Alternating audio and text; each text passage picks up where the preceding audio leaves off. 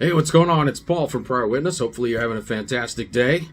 So, you think you covered a topic like an effects loop or how to integrate all these pedals in with your rig, and you think you've got it down pat, and you think, I've got this.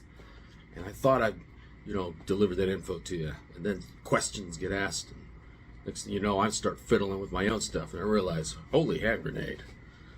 We really haven't dove into this topic, have we? So, we'll get right into it. And by the way, I'm sorry, it's been a hot minute. Family's been sick, and I've been sick, and cats and dogs and craziness. It's nuts.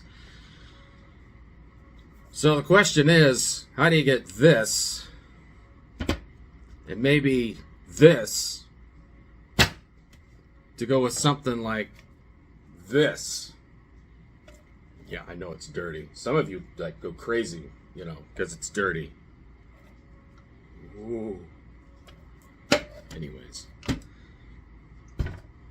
it's an interesting question, right? Because you got these little things in here. They're called effects loops.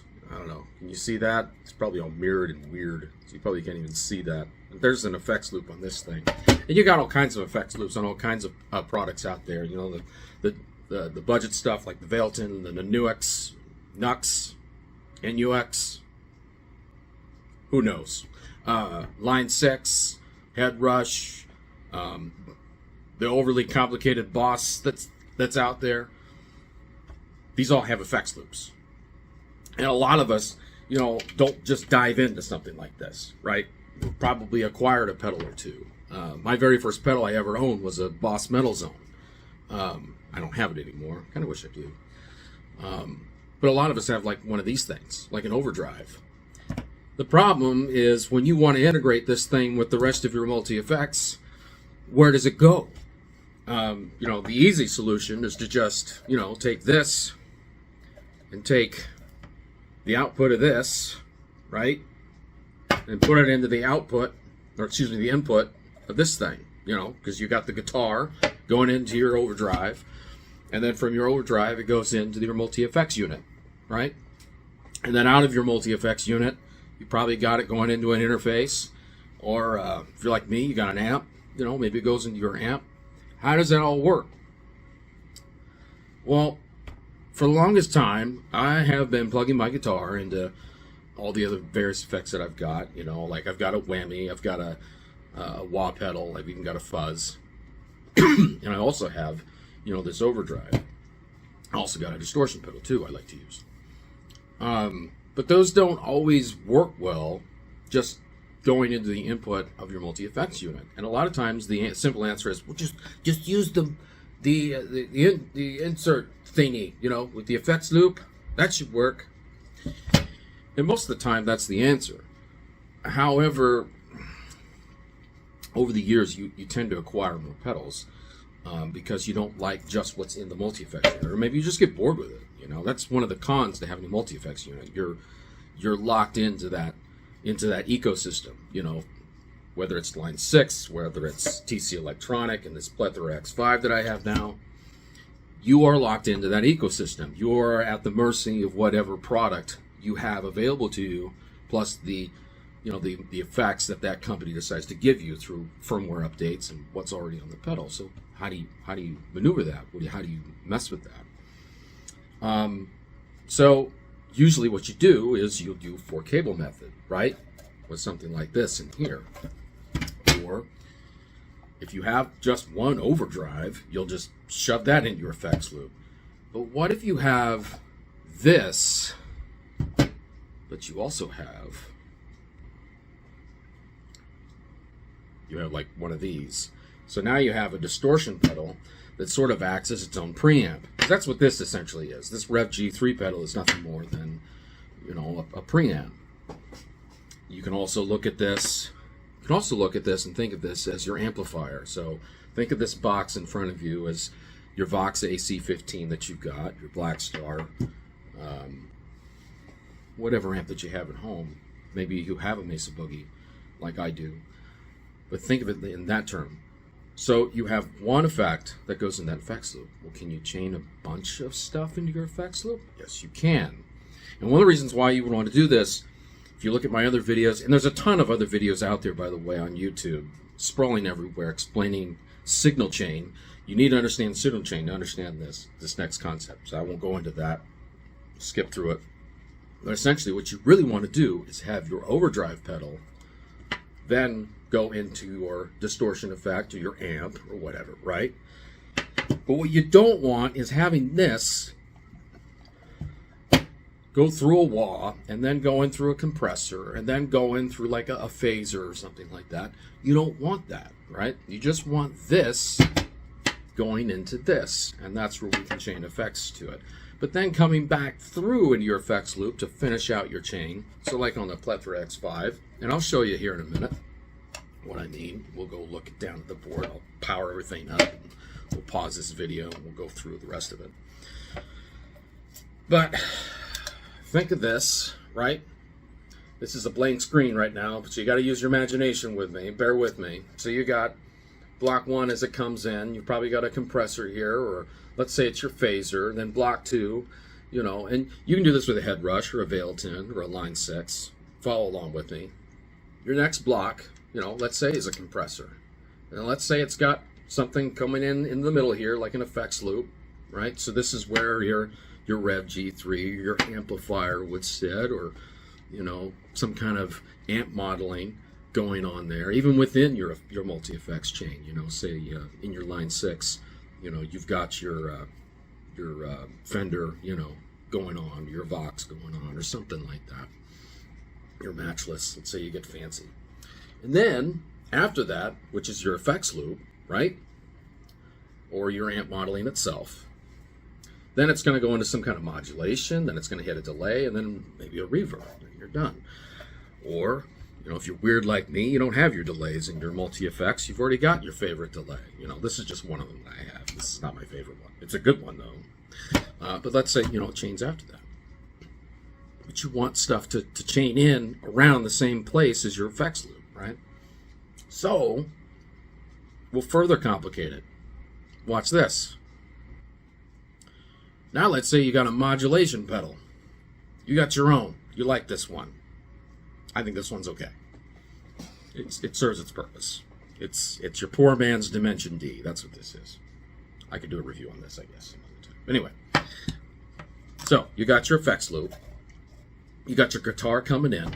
Let's say you got a wah or something. Then you got your guitar coming in. Now it's coming in here, right? Pointing here. You want this in your effects loop. But you don't want this coming in before your compressors happen in this thing, right? And then as you're coming back through, you don't want your favorite modulation pedal to be at the tail end of this thing, right? Because you've got other effects that you want coming in just after that modulation effect, but just, you know, you got a spot. You got a spot you want it. How do we do that? Well, I know we're 8 minutes in. You're dying to hear it, so let's do it.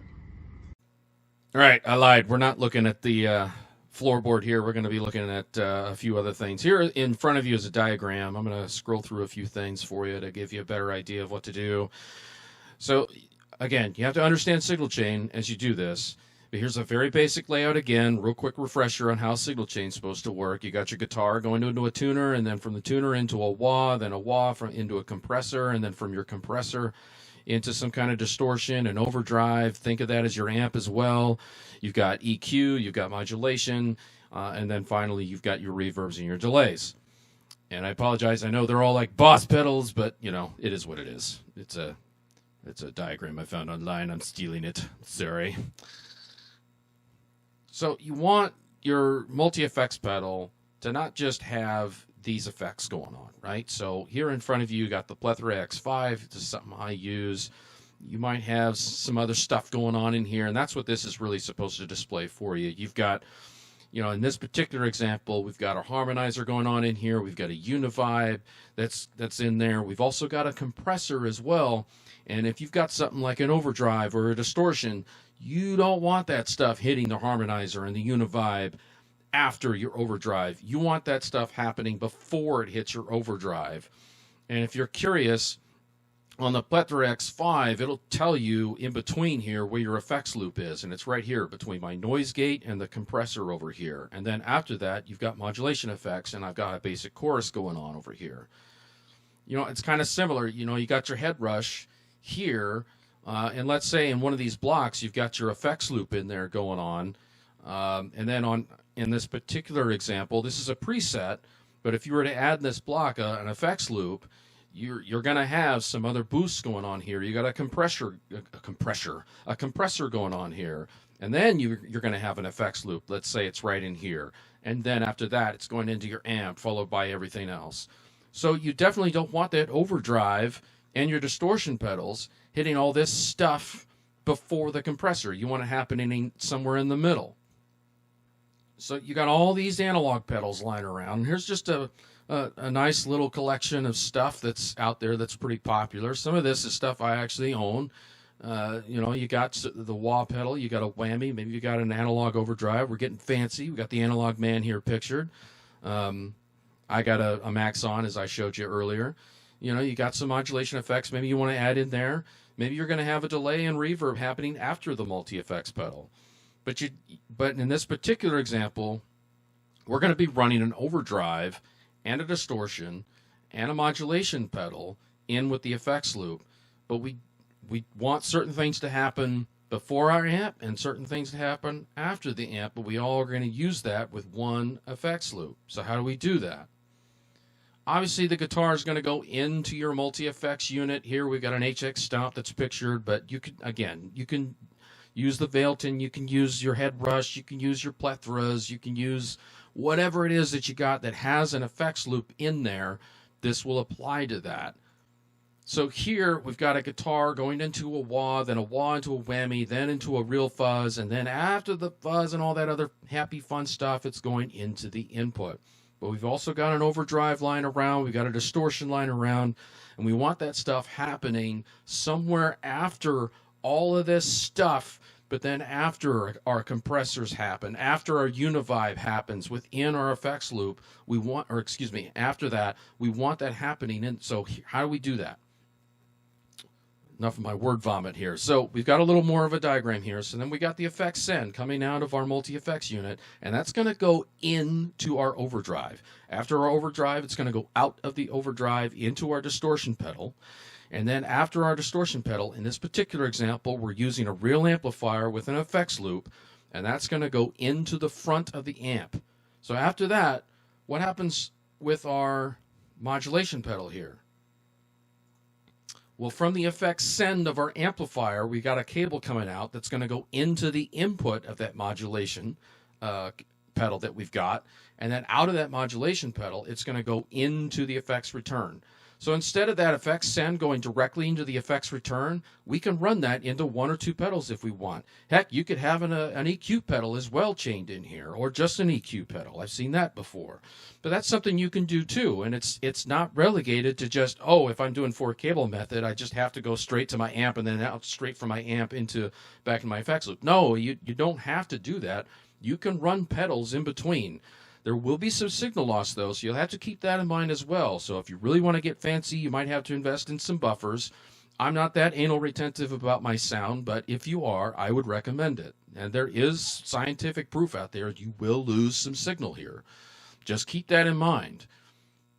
Now, if you're just doing straight into an audio interface, you don't have an amplifier, then it gets a little bit more simpler than that. You will still have to do some manual turning on and turning off of actual pedals here, but in this particular example, I've got the effects send going out of the multi-effects pedal into the overdrive, out of the overdrive into a distortion or preamp pedal, and then after that, it's going into your modulation pedal, and then after that, it's going back into your effects return. It's a little bit more simpler that way when you're not using a real amp, but it still gets the regular job done. And so this way, you still have some flexibility here where you can have within your multi-effects pedal things that need to come after the modulation, but you don't want modulation happening completely after it. So let's say you're using the delays that are inside of your multi-effects pedal, then this chorus pedal would then go before all those delays happen, and then out of the effects pedal would then go into your audio interface or whatever other pedal you want coming after that. A lot of people have like a reverb or something after your multi-effects pedal before hitting the audio interface. But that's another way you could do it. All right, you're still with me? I know this has been a long video. I humbly apologize. Just when you think it's really simple and you can explain it in 2 minutes, as you get talking, you start to realize, there's a few more things going on here. So, it's okay. Again, think of this as your multi-effects unit. There's a lot of ways to incorporate this in with this. And if you've only got one, you don't have to worry about all this nonsense, right? You just plug it into your effects loop and you're done. But if you've got a lot of pedals that you're chaining together, like in my case, I've got a distortion pedal, I've got an overdrive pedal, and then I also incorporate it with an amp, a real amp. So that these concepts will help you with that. If you got any other questions, comments, or concerns, let me know. If I confuse the heck out of you, you're still with me, just shoot me a question in the comment, and I will do a much better job getting back to you with a video and maybe another a comment in the meantime to try and simplify it down. But the gist of it is this: you don't have to relegate yourself to just one effect or one cable with your effects loop. You can chain stuff together, and as you bring stuff out of the effects loop and you bring other things in, you can chain that in with other pedals. This multi-effect unit here, for example, I've got a compressor in here, and I've got univibe going on, or I might have a phaser going on before I get to the front of the amp. But then on the way to the front of the amp, I've got these two guys going on, and then from out of the amp back in through into the other side of that effects loop.